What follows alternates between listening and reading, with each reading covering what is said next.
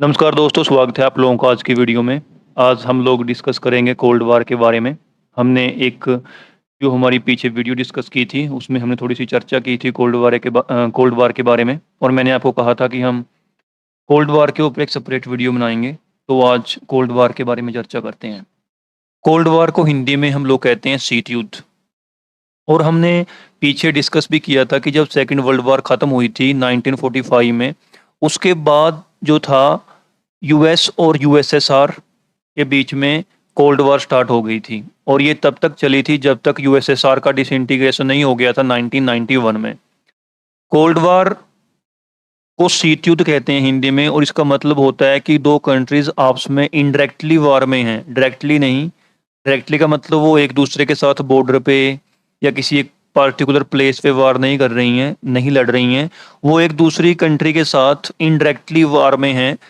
मान लो एग्जाम्पल के साथ हम इसको समझते हैं। मान लो कोई कंट्री है एक और एक कंट्री है बी। अब कोई दूसरी कंट्री है, मान लो सी। सी में दो पार्टी हैं, एक का नाम मान लो बीजेपी है, एक का नाम है कांग्रेस। अब ए कंट्री बीजेपी को सपोर्ट कर रही है और बी सपोर्ट कर रही है कांग्रेस को। ऐसे मतलब किसी पार्टिकुलर कंट्री में वो दो अलग अलग पावरों को सपोर्ट कर रही हैं, तो इसको हम इनडायरेक्टली तौर पे वार कह सकते हैं। या फिर आप कोई दूसरा एग्जांपल ले सकते हो, जैसे कि टेक का एग्जांपल ले लो, टेक्नोलॉजी का। ए और बी दोनों कंट्रीज में टेक्नोलॉजी के फील्ड में एक दूसरे से आगे बढ़ने की होड़ लगी होती है, तब भी वो एक दूसरे के साथ क्या हैं, कोल्ड वॉर वाली सिचुएशन में हैं। जैसे कि हम यहाँ पर जो रियल में कंट्रीज थी उस टाइम पे, एक साइड यूएस और दूसरी साइड यूएसएसआर। यूएसएसआर मैंने आपको पहले भी कई वीडियो में बताया है कि जो आज का रसिया है और जो इसके आसपास की कंट्रीज हैं, इसको पहले हम यूएसएसआर कहते थे 1991 से पहले। और ये डिसइंटीग्रेट होकर बाद में रसिया और आसपास की कंट्रीज में डिवाइड हो गया था यूएसएसआर। ठीक है, तो उस टाइम पे यूएस और यूएसएसआर दोनों कंट्रीज एक दूसरे से बेस्ट बनना चाहती थी, एक दूसरे से आगे निकलना चाहती थी हर एक फील्ड में। और दोनों कंट्रीज ही ये चाहती थी कि दुनिया की, वर्ल्ड की ज़्यादा से ज़्यादा कंट्रीज में जो है उनका बोलबाला हो। जैसे कि यूएसए चाहता था कि ज़्यादा से ज़्यादा कंट्रीज यूएसए की तरफ हों और यूएसएसआर चाहता था कि ज़्यादा से ज़्यादा कंट्रीज उनकी तरफ हों। इसके अलावा अगर हम दूसरी तरह से डेफिनेशन देखें तो कोल्ड वॉर को आप ऐसे भी डिफाइन कर सकते हो कि एक तरफ डेमोक्रेटिक कंट्रीज थी और दूसरी तरफ था कम्युनिज्म। डेमोक्रेटिक कंट्रीज जहाँ पर डेमोक्रेसी होती थी, जैसे कि यूएस सारी दुनिया में उस टाइम पे डेमोक्रेसी को बढ़ाना चाहता था कि सभी कंट्रीज के अंदर वोटिंग राइट्स हों, वोट्स हों और वोट्स के द्वारा ही, इलेक्शंस के द्वारा ही वहाँ के प्रेसिडेंट या फिर प्राइम मिनिस्टर को चुना जाए। और फ्री मार्केट कंसेप्ट फैलाना चाहता था यूएस सारी की सारी कंट्रीज में। और दूसरी तरफ था यूएसएसआर। उनकी जो विचारधारा थी वो थी कम्युनिज्म की। उनका ये मानना था कि ज़्यादा से ज़्यादा जो गवर्नमेंट है वो ज़्यादा से ज़्यादा जो गरीब लोग हैं उनके लिए काम करें। वो फ्री मार्केट के कंसेप्ट के अपोजिट मार्केट के अंदर गवर्नमेंट का इंटरवेंशन चाहते थे ज़्यादातर सेक्टर्स में, ताकि सभी का भला किया जा सके। तो एक तरफ थी डेमोक्रेटिक कंट्रीज जिसको यूएस लेड कर रहा था और दूसरी तरफ थी यूएसएसआर वाली जो सोच थी वो कम्युनिज्म की, जिसको यूएसएसआर लीड कर रहा था।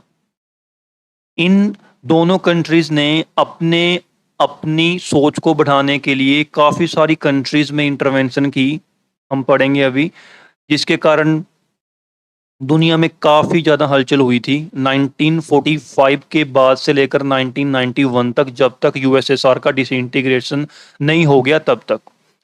इन दोनों पावर्स के अलावा एक तीसरा ग्रुप भी था, ये भी हमने किसी एक वीडियो में डिस्कस किया हुआ है, जो इन दोनों ग्रुप से अलग रहना चाहता था।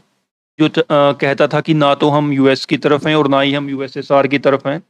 वो इन दोनों सोच से अलग थे, वो किसी भी ग्रुप में शामिल नहीं होना चाहते थे। उनका ये मानना था कि हम अभी-अभी आज़ाद हुए हैं 1945 के बाद, सेकंड वर्ल्ड वॉर के बाद, और हम चाहते हैं कि हमारी कंट्रीज़ की डेवलपमेंट हो। हम किसी एक पार्टिकुलर ग्रुप में जाकर जो है अपनी कंट्रीज़ की डेवलपमेंट को पीछे नहीं धकेलना चाहते। हम सबसे अपनी कंट्री की डेवलपमेंट के लिए साथ चाहते हैं, उनकी हेल्प चाहते हैं। और ऐसे ही ग्रुप में जो ये तीसरा ग्रुप है उसमें होता था इंडिया। उस ग्रुप में था इंडिया, जो किसी भी ग्रुप में शामिल नहीं हो रहा था, ठीक है। इंडिया इस ग्रुप को लीड कर रहा था। इस ग्रुप का नाम था नॉन अलाइनमेंट मूवमेंट, ठीक है। ये भी हमने डिस्कस किया हुआ है, वैसे मैंने आपको दोबारा यहाँ पर रिवाइज करा दिया। तो 1947 से स्टार्ट होती है कोल्ड वॉर, और मैंने आपको पहले ही बताया कि 1939 से लेकर 1945 तक सेकेंड वर्ल्ड वॉर चल रही थी। उसके बाद जो था, ये सेकेंड वर्ल्ड वॉर के बाद ही जो है कोल्ड वॉर स्टार्ट होती है। और कहीं ना कहीं अगर आपने इसको कहीं ना कहीं पढ़ा है वर्ल्ड हिस्ट्री के इस टॉपिक को, तो आप लोगों ने पढ़ा होगा कि सेकेंड वर्ल्ड वॉर के टाइम पे रसिया, मतलब उस टाइम का यूएसएसआर और यूएस जो थे, वो कुछ टाइम के लिए एक ही ग्रुप में थे, बाद में वो अलग हो गए थे, ठीक है। बाद में उनकी सोच में जो था वो डिफरेंस आ गया था। तो सेकंड पॉइंट देखो आप लोग, 1947 अमेरिकन जो प्रेसिडेंट थे उस टाइम पे, हैरी ट्रूमैन, उनकी एक डॉक्ट्राइन थी कंटेनमेंट ऑफ कम्युनिज्म। मैंने आपको बताया कि एक सोच थी जो इनकी कम्युनिज्म की, वो उसको कंटेन करना चाहते थे कि वो यूएसएसआर से बाहर ना बढ़े और यूएसएसआर तक ही सीमित रहे, बाकी कंट्री उसकी चपेट में ना आए। ये कम्युनिज्म मैं फिर रिपीट कर रहा हूँ, इसके अंदर फ्री मार्केट नहीं होती है। इसके अंदर क्या होता है कि ज़्यादातर जो सेक्टर्स होते हैं वो गवर्नमेंट के हाथ में होते हैं, ताकि गवर्नमेंट ज़्यादा से ज़्यादा सेक्टर्स में अपनी इंटरवेंशन करके गरीबों का भला कर सके। और अपोजिट साइड में होती है फ्री मार्केट, लेजस फेरी भी कहते हैं उसको, जिसमें होता है कि मार्केट में जो सप्लाई एंड डिमांड है वो गुड्स के प्राइसेस को तय करती है। सप्लाई और डिमांड का जो कंसेप्ट होता है वो। और कम्युनिज्म में क्या होता है, वहाँ पर गवर्नमेंट इंटरवेंशन करती है ताकि गुड्स के प्राइसेस ज़्यादा इंक्रीज ना हो जाएं, ठीक है। इसके बाद मार्शल प्लान 47 से 1952 तक, जिसमें यूएस रिकंस्ट्रक्ट कर रहा था वेस्टर्न यूरोप को। क्यों? क्योंकि सेकंड वर्ल्ड वॉर में वेस्टर्न यूरोप में काफ़ी ज़्यादा डिस्ट्रक्शन हुआ था, ठीक है। सेकंड वर्ल्ड वॉर के बारे में हमने वीडियो पहले ही डिस्कस की हुई है, वो चैनल पे पड़ी है, आप उसको चेक कर सकते हैं। उसके बाद 48 से 49 बर्लिन ब्लॉकेड सोवियत यूनियन के द्वारा, और airlift of supplies to the citizens of West Berlin by the US and its allies.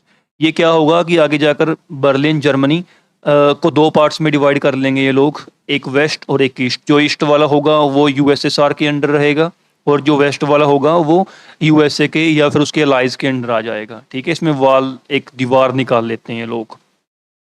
उसके बाद देखो दोस्तों, काफ़ी ज़्यादा वार्स हैं। अब देखिए कोरियन वार है हमारा, ये वाला पॉइंट देखो आप लोग, ये कोरियन वार होगी। इसके बाद हम वियतनाम वार देखेंगे या क्यूबन क्राइसिस देखेंगे। ये स्लाइड्स मैंने बना रखी हैं आपकी कन्वीनियंस के लिए, आप यहाँ पर इनको पढ़ सकते हो। जो मैं बोल रहा हूँ वही इनमें लिखा गया है। ये इसलिए लिखी गई स्लाइड्स यहाँ पर ताकि आप इसको बाद में अगर नोट करना चाहते हैं तो आप नोट भी कर सकते हो। तो कोरियन वार होगी, या फिर बर्लिन वाला इशू हो गया, या फिर वियतनाम वाला इशू हो गया, या फिर क्यूबन वाला इशू हो गया। सभी इशूज में क्या हो रहा है कि दो पार्टीज हैं वहां पर। जैसे मैंने आपको बताया ना कि मैंने अभी आपको एग्जांपल लिया था कि एक बीजेपी, एक कांग्रेस। ऐसे ही कोई भी कंट्री है, मान लो वियतनाम होगी, बर्लिन होगी, या फिर जर्मनी लगा लो, या फिर आपकी क्यूबा हो गई। इन सभी में दो पार्टीज होंगी, ए और बी। ए पार्टी को यूएस जो है वो सपोर्ट कर रहा होगा, और बी को यूएसएसआर सपोर्ट कर रहा होगा, और दोनों में युद्ध हो रहा होगा ए और बी पार्टी में डायरेक्टली। लेकिन ये दोनों कंट्रीज उनको इनडायरेक्टली सपोर्ट कर रहे होंगे।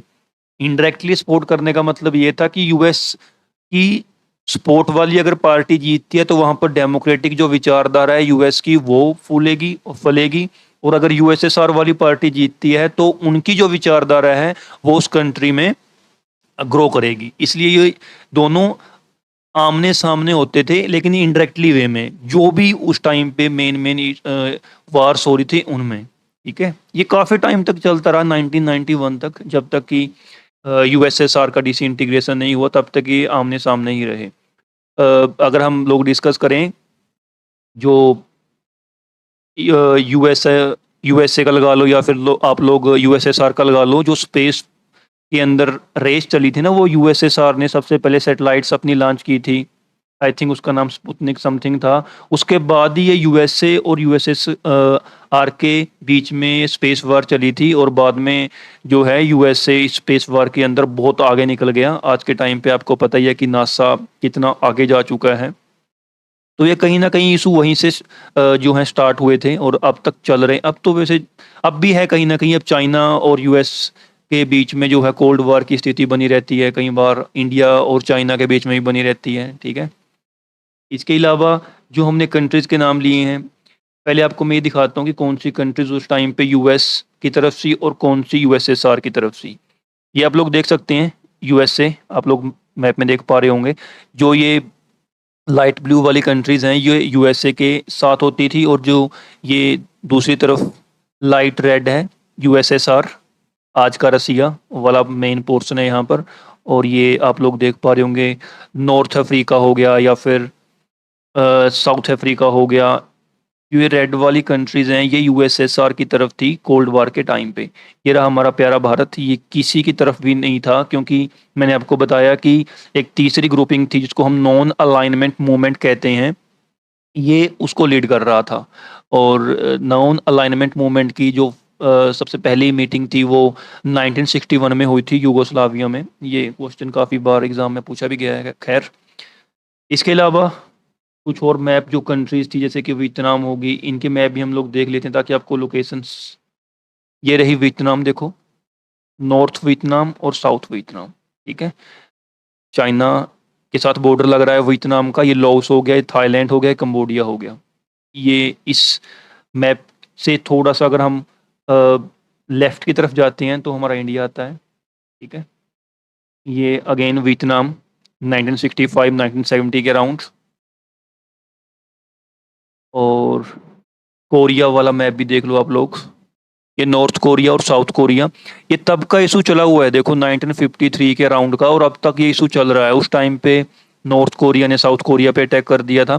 देखो उस टाइम से यूएस की जो है यूएस साउथ कोरिया को क्या कर रहा है, सपोर्ट कर रहा है। और आज भी इन दोनों कंट्रीज के बीच में अगर कुछ भी इशू होता है तो साउथ कोरिया को यूएस सपोर्ट करने आता है, और नॉर्थ कोरिया को सपोर्ट करता है आज के टाइम पे रसिया और चाइना। नॉर्थ कोरिया के बारे में आप लोगों ने काफ़ी वीडियोस भी देखी होंगी यूट्यूब पे कि वहाँ पर डिक्टेटरशिप है। तो उनका जो ट्रेड है वो आज भी जो है किसी भी कंट्री के साथ ज़्यादा नहीं है। वो नॉर्थ कोरिया वाले या तो ज़्यादातर रसिया के साथ ट्रेड करते हैं या फिर चाइना के साथ। तो यूएस के साथ उनकी नहीं बनती, क्योंकि साउथ कोरिया को सपोर्ट कर रहा है यूएस 1953 के बाद से ही, जब से ये कोरियन वॉर हुई थी तब से ही, ठीक है। ये अफ़गानिस्तान वाला पॉइंट भी लिख रखा है यहाँ पर कि सोवियत यूनियन ने अफ़गानिस्तान में इंटरवेंशन की थी 1709 से लेकर 1789 तक, और बाद में आपको पता है कि वहाँ पर यूएसए ने इंटरवेंशन की फिर। और 1985 में गोरबचेव प्रेसिडेंट बनते हैं यूएसएसआर के। उसके बाद वहाँ पर रिफॉर्म प्रोसेस स्टार्ट हो जाता है। वो गोरबचेव चाहते थे कि जो हमारी कंट्री है वो अब कुछ डेवलपमेंट की तरफ ज़्यादा ध्यान दें। उसके बाद ही जो था उन्होंने बाकी सारी की सारी कंट्रीज़ को मतलब बांध कर रखने से थोड़ा सा उसको मतलब मुट्ठी को खोल दिया, और जो था यूएसएसआर डिसइंटीग्रेट हो गया था, ठीक है। और बाद में जो पहले हमारा जर्मनी को दो पार्ट्स में डिवाइड किया गया था कि एक वेस्ट था एक ईस्ट था। ईस्ट वाला यूएसएसआर के अंडर था और वेस्ट वाला यूएस और उसके एलाइज के अंडर था। तो बाद में 1990 में जर्मनी का भी यूनिफिकेशन हो जाता है, वो दोनों जो पार्ट थे वो एक बन जाते हैं, ठीक है। और 1991 में डिसइंटीग्रेशन हो जाता है सोवियत यूनियन का। और डिसइंटीग्रेशन होने के बाद जो है कोल्ड वॉर का भी अंत हो जाता है, क्योंकि कोल्ड वॉर थी यूएसएसआर और यूएस के बीच में, और दोनों उस टाइम पे ये बहुत बड़ी पावर्स थी। लेकिन जब यूएसएसआर का डिसइंटीग्रेशन हो जाता है तो यूएसएसआर के बाद जो कंट्रीज बनती हैं उसमें सबसे बड़ी रसिया होती थी। रसिया इतनी पावरफुल नहीं थी कि वो यूएसए का सामना कर सके, इसलिए वो कोल्ड वॉर भी उसके साथ समाप्त हो जाती है। लेकिन कुछ जो राइटर्स हैं वो अभी भी कहते हैं, हिस्टोरियंस जो हैं वो अब भी कहते हैं कि यूएस और रसिया के बीच में कोल्ड वॉर चल रही है। लेकिन अगर हम प्रैक्टिकल देखें तो रसिया उतना पावरफुल नहीं है आज के टाइम पे जितना कि यूएसए है। हाँ, काफ़ी पावरफुल कंट्री है लेकिन उतना पावरफुल नहीं है जितना कि यूएसए है, ठीक है। आज के टाइम पे रसिया से ज़्यादा पावरफुल तो चाइना है। तो कोल्ड वॉर हम मान सकते हैं चल रही होगी रसिया के बीच में और यूएस के बीच में। चाइना होगा एक तरफ और एक तरफ यूएस भी होगा। लेकिन जो ये वाली कोल्ड वॉर थी जो यूएसएसआर के बीच में थी, जो हम बुक्स में पढ़ते हैं, ये इसका डिसइंटीग्रेशन होने के साथ ही अंत हो गया था। तो दोस्तों ये थी एक वीडियो कोल्ड वार के बारे में। इसमें जो भी मेन पॉइंट्स थे वो हमने डिस्कस किए बहुत ही ज़्यादा आसान तरीके से, और जो भी मेन पॉइंट्स हैं उनको स्लाइड्स में लिखा भी गया है, वो आप लोग बाद में नोट डाउन करना चाहो या फिर पढ़ना चाहो वो आप पढ़ भी सकते हो। और ये मैप्स वगैरह सारे मैंने आपको दिखाई दिए हैं, इसको आप पॉज करके देख सकते हो बेटर अंडरस्टैंडिंग के लिए। ठीक है, और बहुत जल्दी मिलते हैं हम एक नई वीडियो के साथ। तब तक के लिए जुड़े रहिए हमारे चैनल के साथ। आप सभी लोगों का टाइम देने के लिए बहुत बहुत धन्यवाद।